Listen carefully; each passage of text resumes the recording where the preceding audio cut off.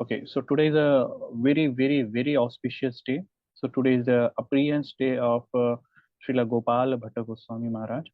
So तो गोस्वामी जी जो हैं अ, छठ गोस्वामीज में से एक गोस्वामी है एक्चुअली में।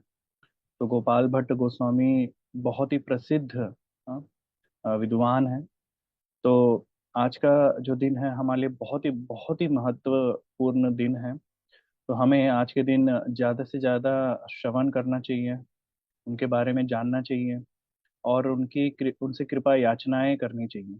सो we can have half day 12 noon तक हम फास्टिंग भी कर सकते हैं आज के दिन में। और अपनी जो माला की संख्या है उसको भी हम बढ़ा सकते हैं। तो अगर कोई भक्त 16 माला कर रहे हैं तो 25 माला भी कर सकते हैं या उससे ज़्यादा भी कर सकते हैं अगर उनके पास समय अलाउ कर रहा है। सो आज हम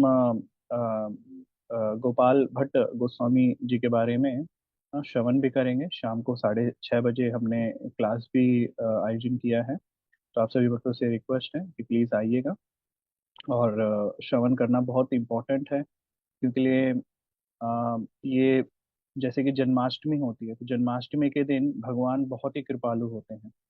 तो उनकी अगर हमें कृपा प्राप्त करनी है तो सबसे पहले हमें आचार्य गणों की कृपा प्राप्त करना बहुत आवश्यक है। तो अगर हम उनसे कृपा याचना करेंगे तभी उनके पास वो कृष्ण प्रेम है और वो जो है हम तक पहुंचा सकते हैं। तो गोपाल भट्ट गोस्वामी जी जो हैं ये नित्य पार्षद हैं एक्चुअली में गोलोक वृंदावन धाम में। और वो वहां से यहाँ पर हमारे लिए आए हैं, हम बद्ध जीवों को यहाँ से मुक्त कराने के लिए। तो आज का जो दिन है बहुत ही विशेष दिन है। तो पूरा दिन जो है हमें उनके बारे में श्रवण करना चाहिए, उनके बारे में अध्ययन करना चाहिए है और फुल प्रेयर्स मूड जो है हमें रखना चाहिए। So today is the very very auspicious day, so let's pray to Gopal Bhatt Goswami. Okay, and today also, so आज हम जानेंगे कि जैसे आज का दिन प्रार्थनाओं का है तो आज हम विषय जो है हमने वही रखा है कि प्रार्थना जप में प्रार्थना का क्या रोल है। तो इस विषय में आज हम जानने का प्रयास करेंगे। तो देखेंगे कि हरे कृष्ण महामंत्र अपने आप में ही एक बहुत सुंदर प्रार्थना है। हम राधा कृष्ण से प्रार्थना कर रहे हैं कि हम हमें अपनी सेवाओं में लगाएं और हमारा पूरा आध्यात्मिक जीवन इस हरे कृष्ण महामंत्र के जप पर ही निर्भर करता है। तो जब शुरू करने से पहले हमें अपने चेतना को तैयार करना चाहिए। बहुत सारी प्रार्थना करनी चाहिए हमें। जैसे जब हम किसी व्यक्ति से मिलने जाते हैं तो हम बहुत तैयारी करते हैं। उसी तरह सुबह सुबह का जो जप है वो हमारे पूरे जीवन का सबसे इम्पोर्टेंट एक्टिविटी है। इसका रीजन ये है क्योंकि हम इस पूरे जगत के नाथ जो श्री भगवान है कृष्ण उनसे जो है संपर्क में आने जा रहे हैं। तो हमें भी वो खूब तैयारियां करनी चाहिए प्रार्थनाओं के द्वारा। तो इसके लिए हमें चेतना को तैयार करना चाहिए। इसके लिए प्रार्थना बहुत लाभदायक होती है। ऐसे कुछ प्रार्थनाएं हैं जो हमारे आचार्य गणों ने हमें दी हैं, हम उन्हें भी दोहरा सकते हैं। जैसे सनत कुमार संहिता में बहुत सुंदर प्रार्थना है। ओ राधनाथ, मैं आपका हूँ। ओ हरिप्रिय, मैं आपका हूँ। मैं आप युगल जोड़ी को अपना मानता हूँ। अपने शब्द, अपने कार्य सब समर्पित करना करता हूँ। आप दोनों ही मेरे जीवन के लक्ष्य हैं। दूसरी प्रार्थना है, ओ श्री राधा कृष्ण, आप दोनों की कृपा के महासागर हैं।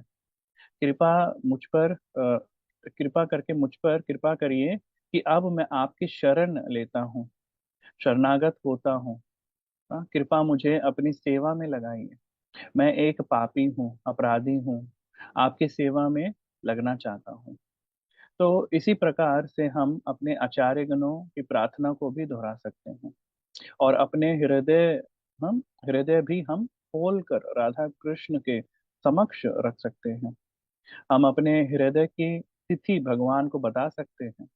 हम प्रार्थना कर सकते हैं श्री श्री रुक्मिणी द्वारकाधीश जी से, श्री श्री जगन्नाथ जी से, श्री चैतन्य महाप्रभु जी से, कि हम प्रार्थना कर सकते हैं कि आप मुझे शक्ति दें, दृढ़ता से दृढ़ता दृढ़ आए कि मैं ध्यान पूर्वक जप कर सकूं, गुरु के आदेशों का पालन कर सकूं, चार नियमों का पालन कर सकूं और सभी भक्तों से अच्छा व्यवहार रखूं। हम्म, हालांकि मैं आपकी बहुत अच्छे से सेवा करना चाहता हूँ, लेकिन प्रकृति के तीन गुणों में बंद कर मैं सेवा नहीं कर पाता हूँ, मैं आगे नहीं बढ़ पाता।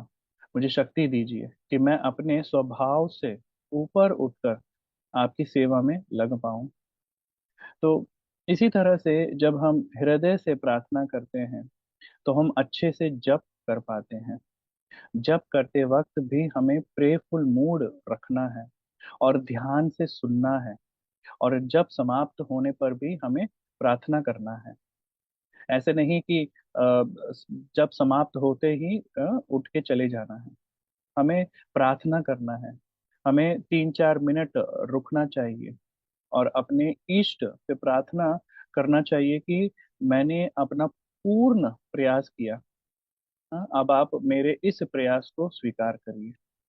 हमारे इन प्रार्थनाओं को देखकर जरूर गुरुजन, श्रीमती राधा रानी हम पर कृपा करेंगे।